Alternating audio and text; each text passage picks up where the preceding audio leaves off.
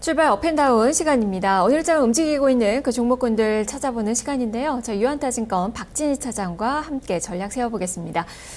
차장님 안녕하세요. 네, 안녕하세요. 네, 자, 오늘 양시장 모두 마이너스권의 움직임, 특히 지금 유가증권 시장의 경기 민감주도 크게 떨어지는 그 모습이 나타나고 있는데요. 오늘장 전체적인 종목의 특징을 좀 점검해 주시죠. 네, 시장 지금 지수 1896포인트입니다. 마이너스 18.90포인트인데요. 전체적으로 지금 시가총액 상위 종목들, 특히 삼성전자, 제일모직, 삼성 SDS 세 종목의 하락폭이 큰 모습을 보실 수가 있겠고요. 삼성 SDI, 삼성물산 등 전체적으로 삼성그룹주들이 좀 약한 모습 보여주고 있습니다. 특히 거기에 이제 현대차 그룹주들도 약한 모습인데요. 모비스라든지 글로비스, 현대차, 기아차 모두 약세를 보이고 있는 모습입니다. 그러다 보니까 시장이 많이 눌려 있는데요. 상대적으로 오늘 유가가 급락을 했음에도 불구하고 정유주와 화학주가 잘 버텨주고 있습니다. 특히 화학주 섹터 내에서는 SKC라든지 금호석유, 하나케미칼 등이 잘 버텨주는 모습을 보실 수가 있겠고요.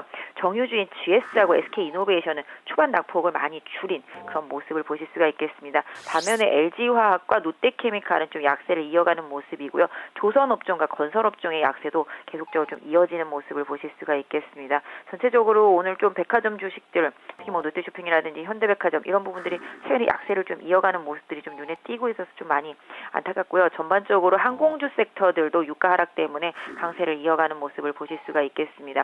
코스닥 쪽에서 보신다라면은 일단은 시장의 하락에 대비해서 일단 부품주들이 상대적으로 좀 선전을 해주고 있는 모습이고요. 아모텍이라든지 그다음에 사물인터넷 쪽에서의 엔테스, 코콤 등 이런 사물인터넷 관련주들 좀 강세를 좀 이어주는 모습이고, 잉크테크 같은 경우도 오늘 좀 급등이 좀 나오는 모습이 나타나고 있습니다. 그래서 코스닥에서 파트론도 지금 플러스권 유지가 되고 있고요.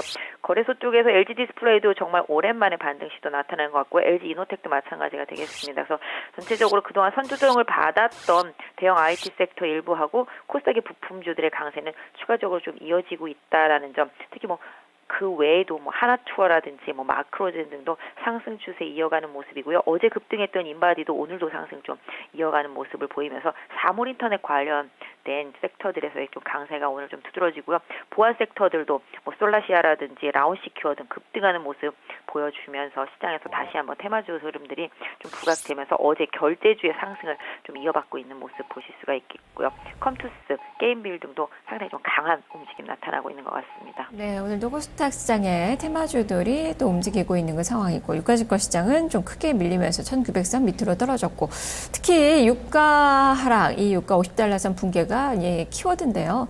오늘 경기 민감주들 일제히 좀 떨어지고 있는 그 상황입니다. 그래도 지금 보니까 양봉을 좀 내고 있는 그 종목군들이 좀 많이 나타나고 있는데, 이쪽 전략 어떻게 세워볼까요? 네, 유가가 50불이 깨질 거라고 모두가 예상을 했죠. 어제 깨졌다가 50불대 위로 올라와서 마감이 됐습니다만은 추가 하락도 물론 할 수 있습니다. 하지만 시장에서 유가가 50불 이하로 깨지는 것을 싫어하지 않습니다. 오히려 거꾸로 좋아합니다. 왜냐하면 50불 이하로 깨지게 되면 더 이상 크게 밀릴 여지가 없다라고 시장은 판단할 것이고, 그렇다 하면 그동안 민감주 섹터들에다가 공매도를 쳤던 세력들은 환매수를 할 수가 있겠죠. 그러다 보니까 오히려 지금 유가가 50불 근처에서 움직임이 나오고 나니까 정유주들이 어제는 많이 빠졌습니다만 오늘은 버텨주는 모습들이 나오고, 오히려 화학주, 아까 말씀드렸던 SKC 같은 경우는 상당히 좀 크게 강하게 올라가고 있거든요. 특히 금호석유도 마찬가지가 되겠고요. 왜냐하면 4분기 실적이 화학주 섹터들이 다 좋습니다. 특히 SKC라든지 금호석유에 대한 시장에서 실적에 대한 기대감이 좋고요. 코오롱인더는 조정받고 있습니다만 코오롱인더도 실적 상당히 좋다라고 알려져 있습니다. 그러다 보니까 상대적으로 화학주 섹터 중에서 실적이 좋게 알려져 있는 섹터는 상당히 강한 모습이고, LG화학과 롯데케미칼 같은 경우는 실적이 좀 부담스러운 부분들이 좀 부각이 되면서 주가가 같이 약한 모습인데요. 개인적으로는 유가가 50불을 한 번 더 깨고 내려간다라면은 오히려 그때부터 화학주와 정유주는 계속적으로 좀 부담해서 하는 그런 타이밍으로 삼아보시는 게 맞지 않을까. 특히 4분기 실적에 대한 우려감은 다 알고 있는 거기 때문에 오히려 그 이후에 1분기 실적에 대한 회복 기대감도 충분히 반영될 수 있기 때문에 유가 50불 아래에서는 계속적으로 정유화학 섹터는 분할 매수 쪽으로 한번 보시면 좋지 않을까 싶습니다. 네, 역발상 투자 전략이 필요하다라는 그 말씀이시네요.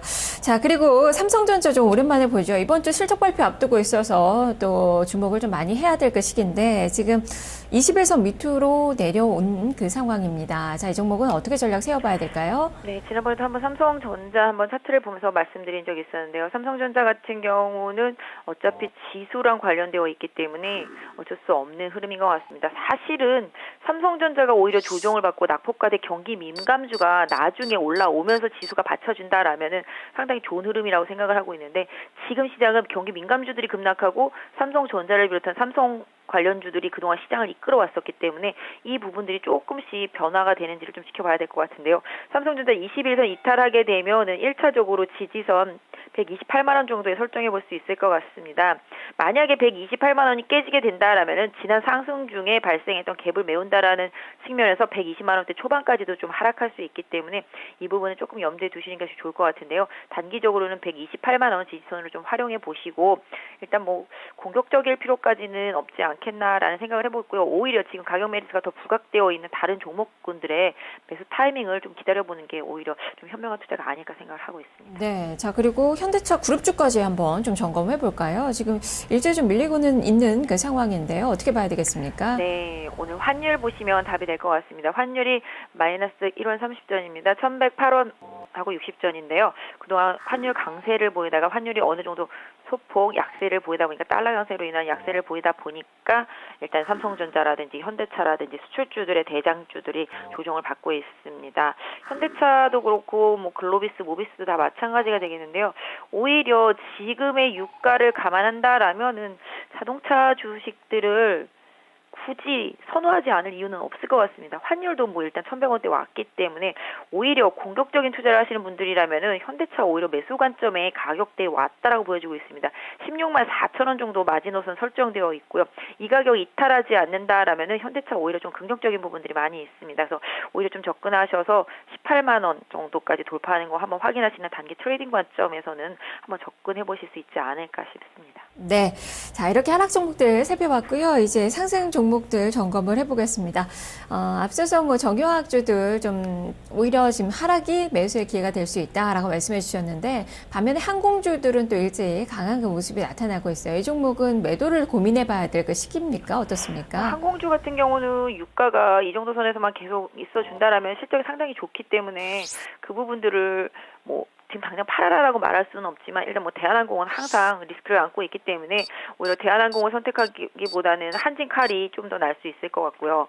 그 다음에 뭐 항공주로 본다라면은 아시아나항공 같은 경우 지금 계속 고점 갱신 쪽으로 방향을 움직이고 있기 때문에 오히려 보유하신 분들은 계속 좀 보유하시는 게 맞지 않을까 싶습니다. 그래서 뭐 티웨이 홀딩스라든지 뭐 AK홀딩스 다 마찬가지가 되겠는데요. 이런 종목들은 전체적으로 유가에 반응하고 있기 때문에 유가가 추가적으로 아주 강한 반등만 나오지 않는다라면은 일정 부분 끌고 가는 게 수익률에는 좀 더 도움이 될 수 있겠고요. 다만 유가가 좀 강한 반등이 나중에 나오게 된다라면 그때를 좀 매도 포인트로 한번 단기적으로는 삼아보시는 게 좋지 않을까. 일단은 뭐 추경 매수를 하라고는 좀 말씀드릴 수 없는 가격대지만 홀딩은 유효한 가격대라고 말씀드릴 수 있을 것 같습니다.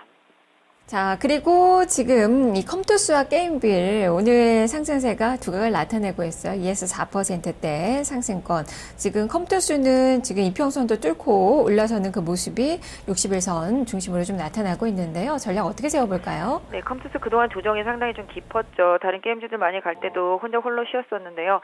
오늘 뭐 레포트가 하나 나왔습니다. 그러다 보니까 그 레포트 1분기 신작에 대한 기대감, 중국 효과 이런 부분들이 기대가 되면서 그 부분이 좀 많이 부각이 되고 있는 것 같습니다. 그래서 오늘 61선 돌파하고 있는데요. 일단 이 종목 15만 원 상당히 좀 어렵게 넘지 못했던 가격대였었습니다. 보유하신 분들은 15만 원 유지된다라면은 궁극적으로는 계속적으로 좀 보유 한번 해보셔서 추가적으로 반등 한 18만 원 선 정도까지 노려보실 수 있지 않을까 싶은데요. 아까 말씀드렸던 대로 15만 원 깨지지 않는다라면 유지를 하시고요. 뭐 혹시 신규 매수를 노리시는 분들이라면은 나중에 15만 원이 살짝 깨졌을 때를 한번 노려보는 것도 좋겠습니다만은 일단은 지금은 좀 추경 매수보다는 보유하신 분들한테 조금 더 유리한 가격대가 아닌가 싶습니다. 네, 그리고 LG 디스플레이까지 좀 간단하게 좀 들어볼게요. 지금 어느 정도 단기 바닥은 이제 나왔다고 봐야 되는 거죠. 주가 계속적으로 이쪽을 향하고 있네요.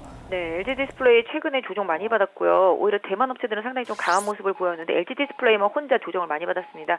그러다 보니까 어제 급락 이후에 꼬리를 달고 길게 올라왔는데요. 오늘도 저점 찍고 반등을 하는 모습입니다. 일단 LG 디스플레이 좀 무겁긴 합니다만 실적에 있어서 크게 우려감을 보일 수 있는 수준은 아니라고 생각하고 있는데요. 그동안 좀 계속적으로 지지선대 역할을 해줬던 33,500원대 강하게 돌파해 준다라면 다시 추세 복귀도 할 수 있는 가능성이 엿보이고 있습니다. 일단 단기적으로 33,500원 강하게 돌파하는지 확인하시는 게 보유하신 분들한테는 유리할 것 같고요.